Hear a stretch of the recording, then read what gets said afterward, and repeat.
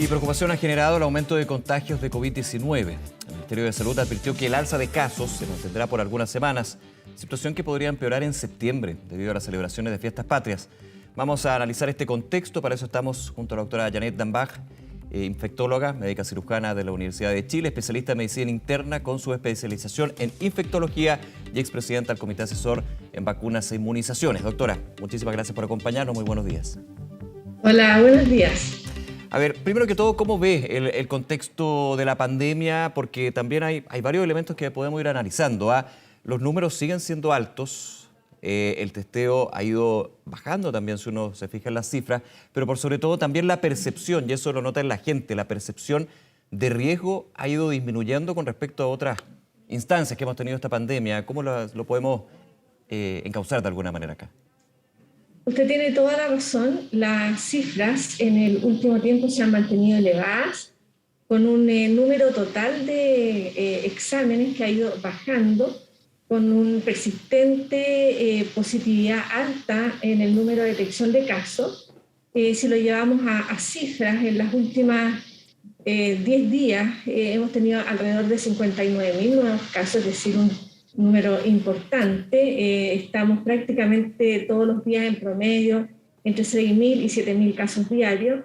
Si lo sumamos ahora en lamentables casos fallecidos, sumamos más de 250 fallecidos en los últimos 8 o 9 días. Por lo tanto, estamos en una situación aún compleja desde el punto de vista de la pandemia. Llevamos efectivamente más de 2 años y medio con esta situación. Y los cambios, yo diría, efectivamente es que se percibe hoy día la enfermedad como un resfrío, y no lo es, porque todos los días seguimos sumando, lamentablemente, personas que están en las unidades de cuidado intensivo y otros que lamentablemente fallecen. Pero la gran diferencia hoy día, y eso es un llamado a toda la población, la gran diferencia es que tenemos herramientas tremendamente eficaces para evitar estas lamentables defunciones, personas que pierden la vida. Y estas medidas que son demostradas y eficientes son el contar con vacuna, el esquema de vacunación completo. Créanme que protege de enfermar gravemente y de morir, es decir, de llegar además a hospitalizarse. Y las medidas de autocuidado, como la que estoy usando yo en este minuto, porque estoy en ambiente cerrado, que es la mascarilla, utilizándola adecuadamente, cubriendo la boca y la nariz, lavarse frecuentemente las manos, evitar los lugares hacinados, especialmente en lo que usted refería a lo que nos viene en los próximos días, que son nuestras fiestas patrias, que probablemente va a congregar un número importante de gente.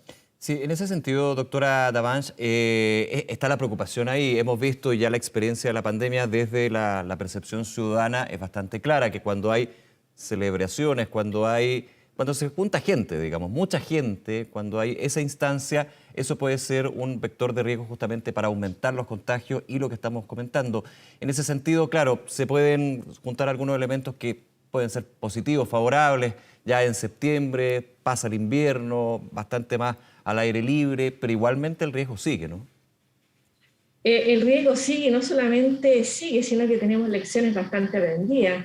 En las vacaciones, en enero, en diciembre, enero, febrero, tuvimos el mayor número de casos que registramos en toda la pandemia. Claro. Llegamos a tener un número de casos que se acercó casi sobre los 30.000 casos. Sí. Con la Esto en el capítulo de la variante Omicron, de hecho. Exactamente, y hoy día estamos con una variante que ha demostrado ser tremendamente eficiente, que es una variante de Omicron, que es la variante BA4 y variante BA5, que ha demostrado en el hemisferio norte en verano tener un número de casos importante. Ayer la OMS advertía de los países con más casos de COVID diario en el mundo y también con aumentos fallecidos.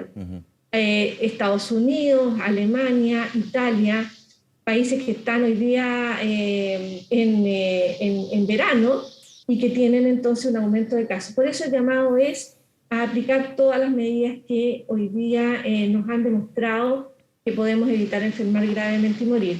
Y también recordar que en nuestro país las autoridades sanitarias han implementado ciertas condiciones para poder aglomerarse o para un número definido de personas en lugares cerrados, y eso también le permite a la autoridad resguardar la salud de las personas en una comunidad. Así que es muy importante entonces mantener nuestras medidas al día y no perder de vista que la pandemia nos acompaña en cada minuto. A mí en el hospital, con pacientes hospitalizados, no hemos podido retomar nuestra actividad de responder a las patologías habituales porque seguimos teniendo lamentablemente pacientes hospitalizados. Uh-huh. En ese sentido y profundizando en esa visión, doctora, ¿cuál es su evaluación con respecto a la comunicación de riesgo? También es un concepto, algo que hemos abordado muchísimo en estos años de pandemia, pero hay ciertas críticas con respecto a que se ha reducido la comunicación de riesgo más por la ciudadanía que por las autoridades que tienen que impulsar esta comunicación de riesgo con respecto a que el COVID-19 sigue, siempre se ha dicho, no estoy diciendo lo contrario, pero de todas maneras con las medidas para poder impulsar más que una sensación, un estado, digamos, de que seguimos en pandemia y que hay que seguir cuidándose. No sé cuál es su visión al respecto.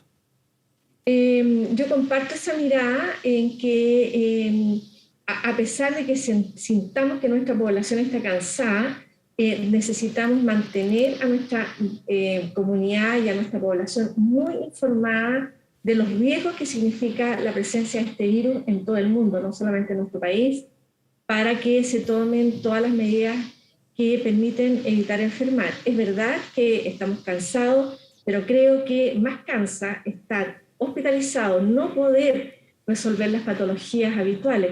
Y ahora saliéndome del hospital, yo les comentaba que en los últimos 10 días sumábamos casi 50.000 pacientes o más infectados. Esos pacientes están con licencia, están en sus casas cumpliendo su aislamiento, que en nuestro país hoy día es un aislamiento de 7 días. Sin embargo, no hay que olvidar que esta enfermedad deja secuelas prolongadas, puede dejar secuelas severas.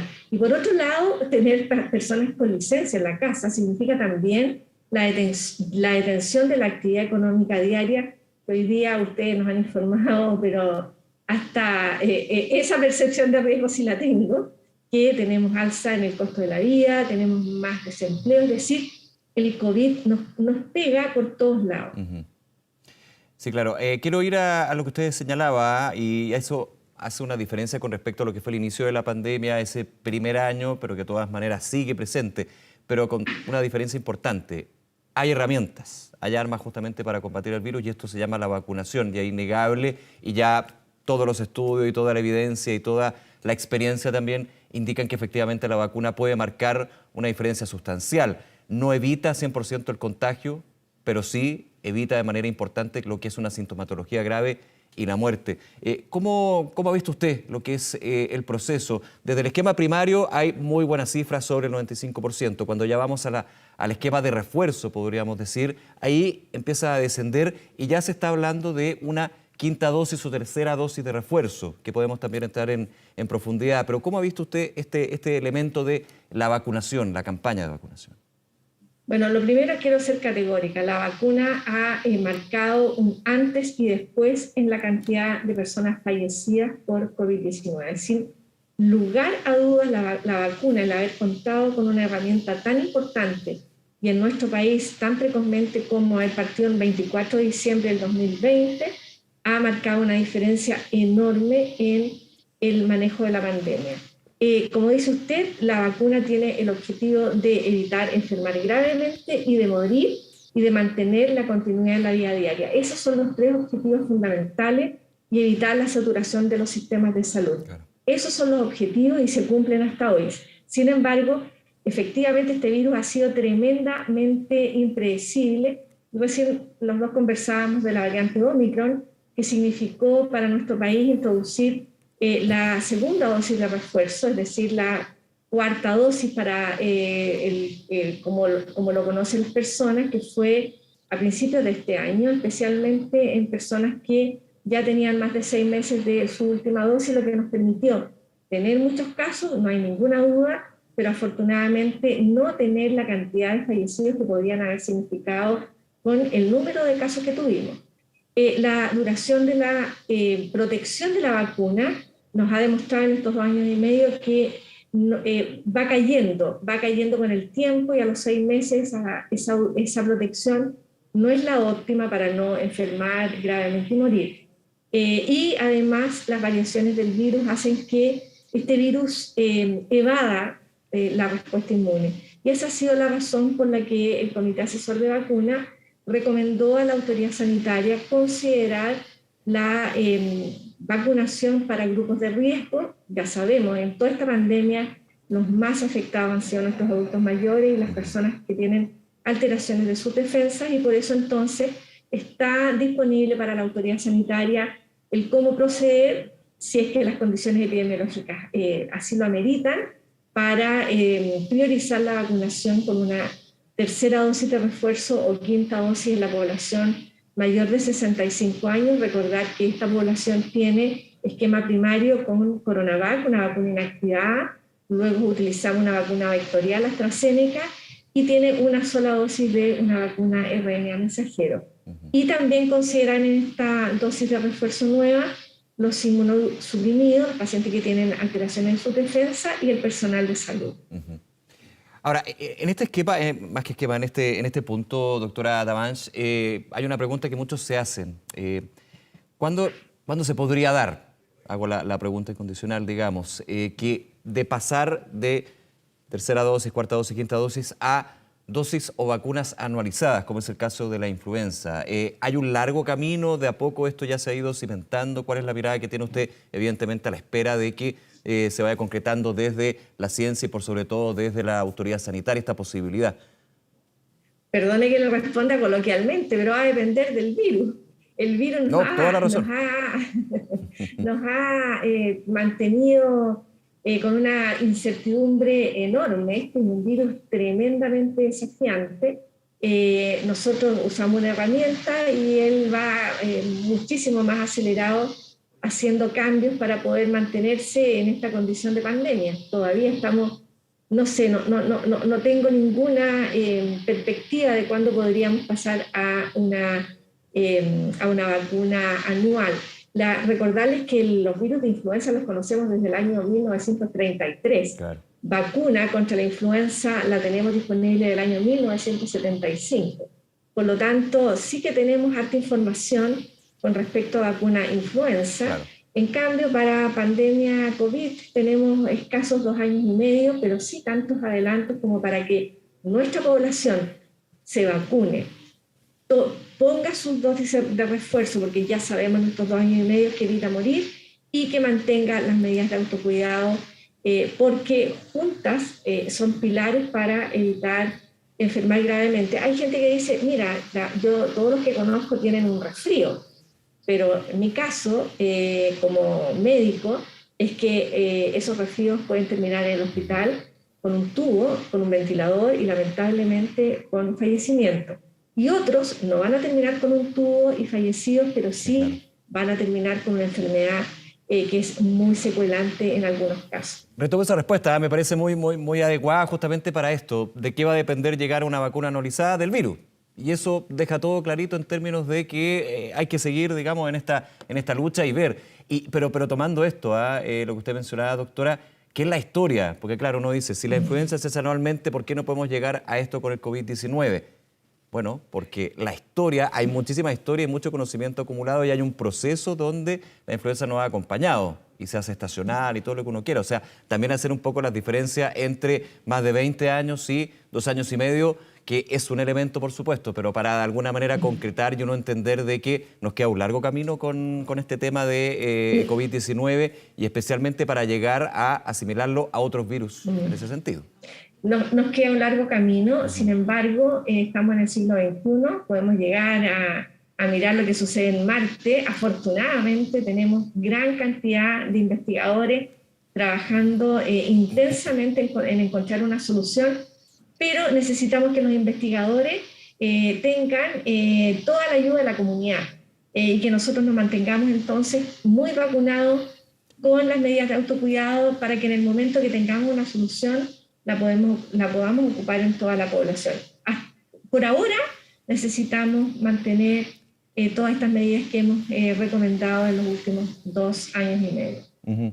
Ahora, doctora, quiero aprovechar estos minutos también para hablar de otros virus, de otras enfermedades y también desde la experiencia de los centros asistenciales, porque COVID-19, sabemos, durante el último tiempo ha sido el antagonista o protagonista, uno podría decir, pero también hay patologías, también hay virus, los estacionales, respiratorios de esta temporada, otoño-invierno, podríamos decir, que han sido bien complejos porque reaparecen y también hay que ponerle mucha atención. Algunos que tienen vacuna, otros que no, otros que ya conocemos, otros que algunos padres, por ejemplo, llegan a conocer por la situación que le ha pasado a sus hijos. ¿Cómo también se ha visto esto? Porque de alguna manera volvemos a una situación prepandemia, pero con la pandemia instalada.